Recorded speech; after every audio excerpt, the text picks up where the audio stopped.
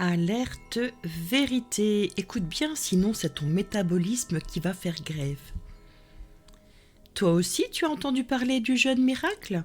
Celui qui te promet une silhouette de rêve, une énergie de super-héros et un foie qui brille comme un sou neuf.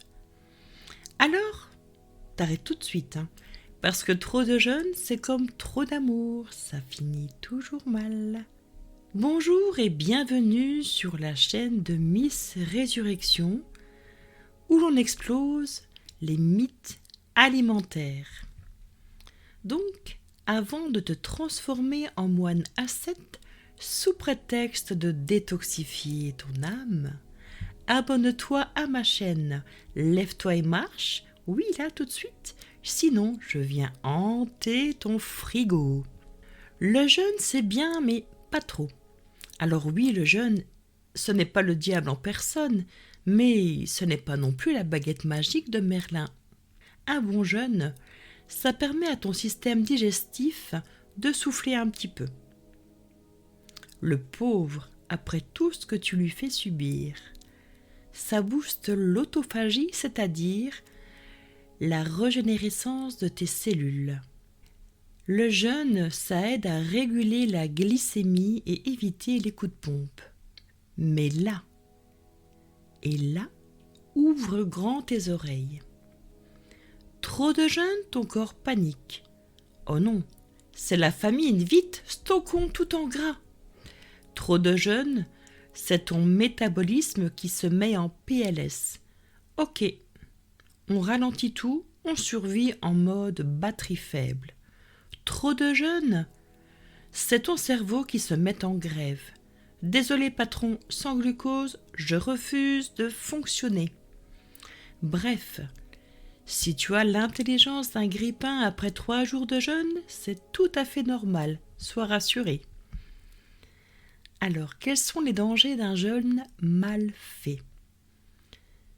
Il est à savoir que tu vas perdre du muscle au lieu du gras. Tu voulais un corps sculpté? Bravo, tu as juste vidé tes réserves musculaires. Ton métabolisme devient une limace asthmatique. Tu crois brûler plus de calories? Faux! Ton corps devient radin et il garde tout. Les carences te transforment en mode zombie. Tu perds tes cheveux. Tu es fatigué, tu as des pertes de mémoire. Bienvenue dans Walking Dead, saison famine.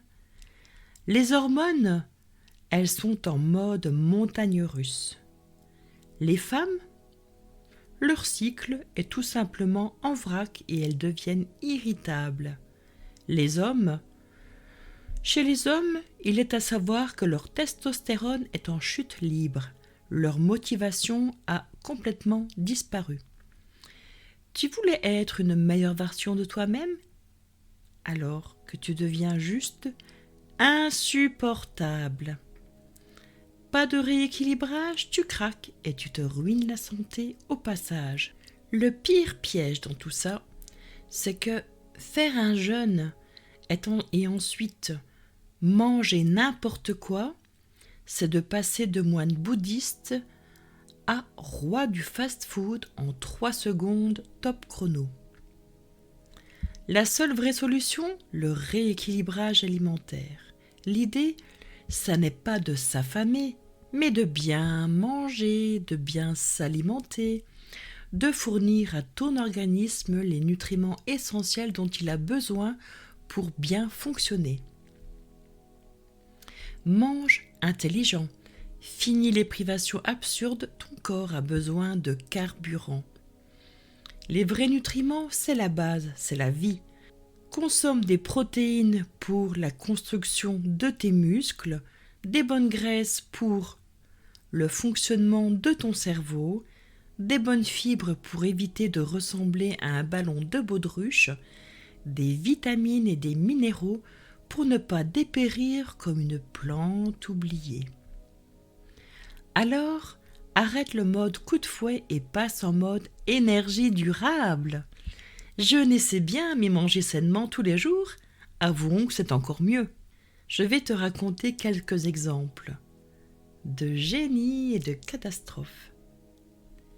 Kevin, il est le guerrier du jeûne extrême. Écoute bien. Au premier jour, il clame.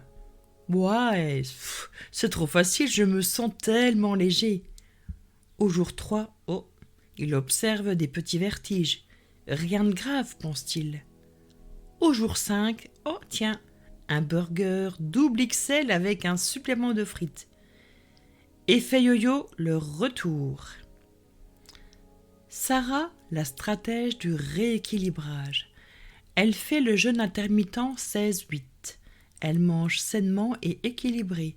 Résultat, elle a de l'énergie, son corps fonctionne et elle n'a pas envie de manger la moitié du frigo. La moralité.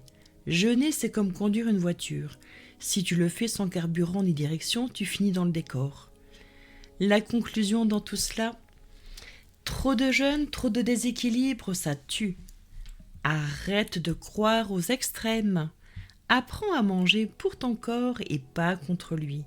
Nourris-toi avec intelligence, pas avec des modes absurdes. Ce podcast touche à sa fin.